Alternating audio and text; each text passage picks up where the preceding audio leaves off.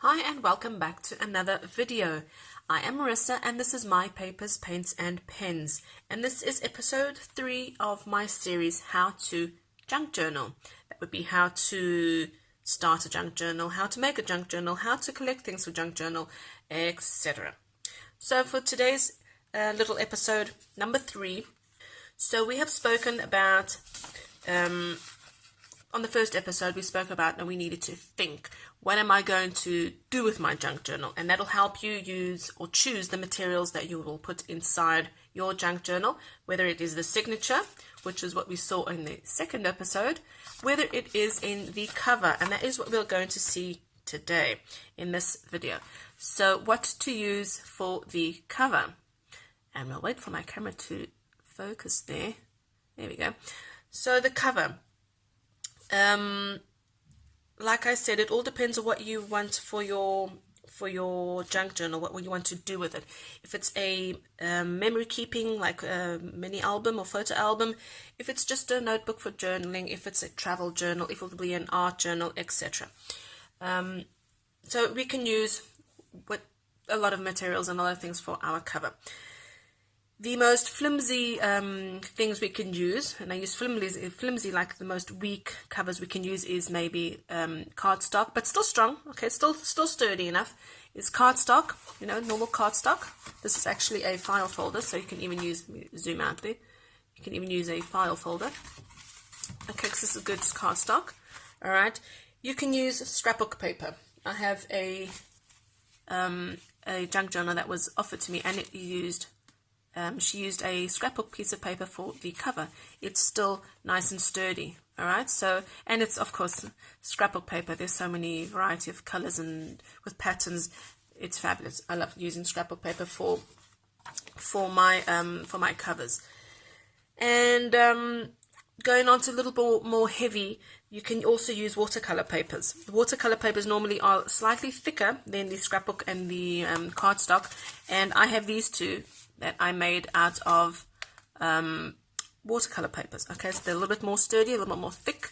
All right, and this you can paint over it. You can use watercolors. So it all depends on what you want to do then with your cover. All right, and going on into an even more sturdy, more thick material, you can use cereal boxes.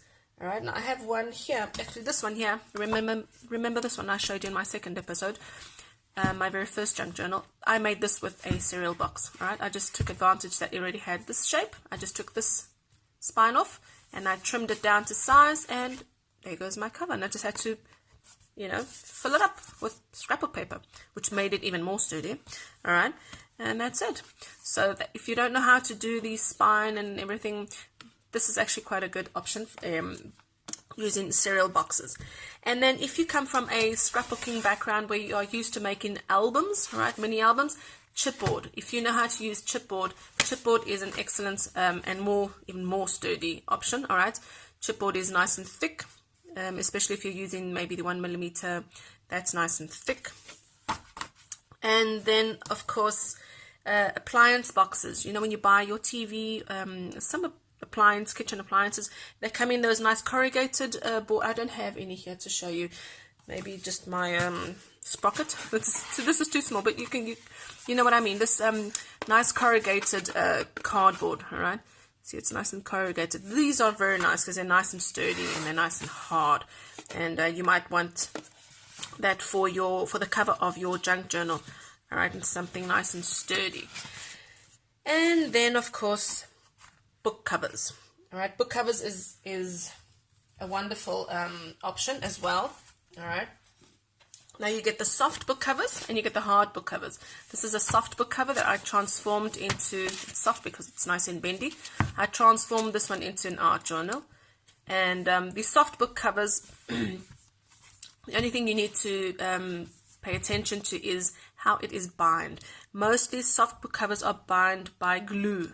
All right, they may have the signatures, but they have glue. All right, and this is a little harder to take out the signatures, whereas in the hard book covers, you got the signatures that are sewn in, and it's easier to just cut it up there, right? Cut it up somewhere there, and just take all the signatures out, and you're left with basically just the whole just the book cover. So you have the soft book cover and you have the hard book covers. I love using hard book covers, as you can see. That's my travel journal for 2020. And I used a book cover. I just took out the book inside, the signatures inside, and I used the rest. Going back to the soft book cover, what I did with this one is, because it has so many pages and I don't need so many pages, I did rip out at least half of the pages. All right, I ripped out half of the pages and I did keep them. And then what I did, because I wanted to make a art journal with this one, I just glued 3 or 4 pages together to make it nice and sturdy, so that it wouldn't, make it nice and sturdy. And then, of course, I have spoken about them, but the hard book covers. The hard book covers is my favorite to use. When I'm using book covers, I like to use the hard book covers, and especially when the books have the lovely designs on the front. You don't even need to do anything else but just decorate the interior. All right, you can still put your twine of your signatures through the spine. You can keep it exactly as it is. You can keep it almost exactly as it is and just decorate the cover like I did with this one. So hard book covers is also a great option for your junk journal cover. And even fabrics. I forgot to mention fabric, but fabric is very, very flimsy, so you will need a support on the fabric, maybe cardstock and then fabric on top of the cardstock. And that's why I didn't mention fabric here, because I consider fabric to be something that will decorate your cover. All right, you're not using it as a cover unless you really do use it as a cover. I have seen someone use fabric for the cover, and what was it? I think it was she made a very shabby chic junk journal where her cover was fabric and laces and things like that, so it was very, very nice and soft. And that, yes, okay, that I can accept it, that the whole junk journal was nice and soft and flimsy, because it was all made of beautiful trims and beautiful fabrics. And of course there you wouldn't want a nice hardcover